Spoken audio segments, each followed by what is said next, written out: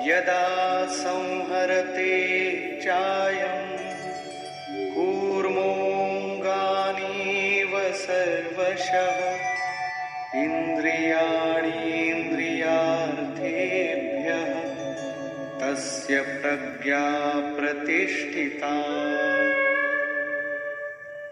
जिस प्रकार कछुआ अपने अंगों को समेट लेता है, ठीक वैसे ही ये पुरुष जब सब ओर से अपने अंगों को समेट लेता है तब उसकी बुद्धि स्थिर होती है। खतरे को देखते ही कछुआ जिस प्रकार अपने सिर और पैर समेट लेता है, ठीक इसी प्रकार जो पुरुष विषयों में विचरती हुई इंद्रियों को सब ओर से समेटकर हृदय देश में निरोध कर लेता है, उस काल में उस पुरुष की बुद्धि स्थिर होती है। किंतु ये तो एक दृष्टांत मात्र है। खतरे का एहसास मिटते ही कछुआ तो अपने अंगों को पुनः फैला देता है। क्या इसी प्रकार स्थित प्रज्ञ महापुरुष भी विषयों में रस लेने लगता है? इस पर कहते हैं,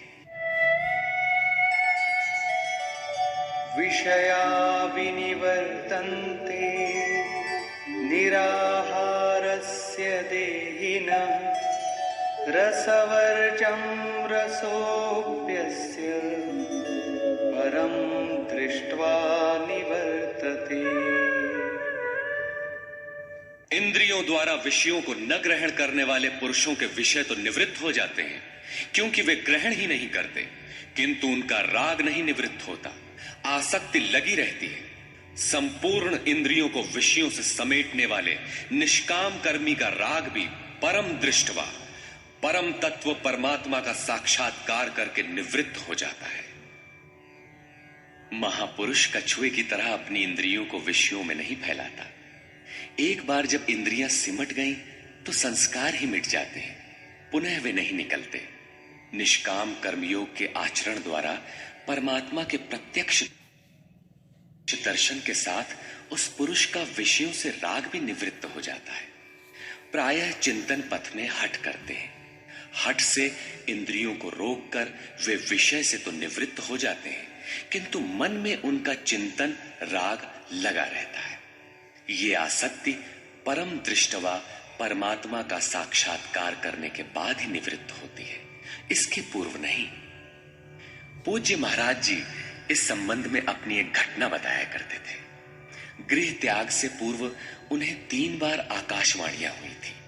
हमने पूछा, महाराज जी आपको आकाशवाणी क्यों हुई, हम लोगों को तो नहीं हुई? तब इस पर महाराज जी कहे, हो ई शंका मोहू के बही रही, अर्थात ये संदेह मुझे भी हुआ था। तब अनुभव में आया कि मैं 7 जन्म से लगातार साधु हूं। 4 जन्म तो केवल साधुओं सा वेश बनाए, तिलक लगाए, कहीं विभूति पोते, कहीं कमंडलू लिए विचरण कर रहा हूं। योग क्रिया की जानकारी नहीं थी, लेकिन पिछले 3 जन्म से बढ़िया साधु हूं, जैसा होना चाहिए। मुझ में योग क्रिया जागृत थी। पिछले जन्म में पार लग चला था, निवृत्ति हो चली थी, किंतु 2 इच्छाएं रह गई थी, एक तो स्त्री और दूसरी गांजा। अंतर मन में इच्छाएं थीं, किंतु बाहर से हमने शरीर को दृढ़ रखा। मन में वासना लगी थी, इसलिए जन्म लेना पड़ा। जन्म लेते ही भगवान ने थोड़े ही समय में सब दिखा सुनाकर निवृत्ति दिला दी। 2-3 चटकना दिया और साधु बना दिया।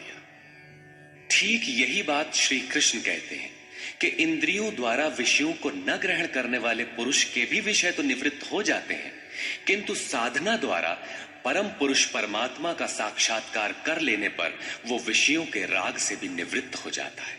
अतः जब तक साक्षात्कार न हो, कर्म करना है। इंद्रियों को विषयों से समेटना कठिन है। इस पर प्रकाश डालते हैं,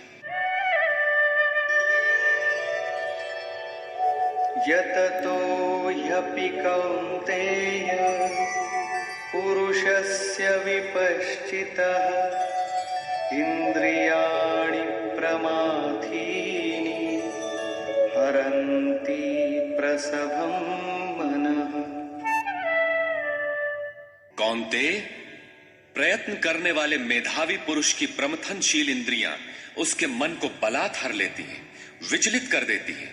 इसलिए तानि सर्वाणि संयम्य युक्त आसीत मत्परः वशे हि यस्येन्द्रियाणि तस्य प्रज्ञा प्रतिष्ठिता। उन संपूर्ण इंद्रियों को संयत करके योग से युक्त और समर्पण के साथ मेरे आश्रित हो, क्योंकि जिस पुरुष की इंद्रियां वश में होती हैं उसी की बुद्धि स्थिर होती है। यहां योगेश्वर श्री कृष्ण साधन के निषेधात्मक अवयवों के साथ उसके विधेयात्मक पहलू पर जोर देते हैं। केवल संयम और निषेध से इंद्रियां वश में नहीं होती। समर्पण के साथ इष्ट चिंतन अनिवार्य है। इष्ट चिंतन के अभाव में विषय चिंतन होगा, जिसके कुपरिणाम श्री कृष्ण के ही शब्दों में देखें।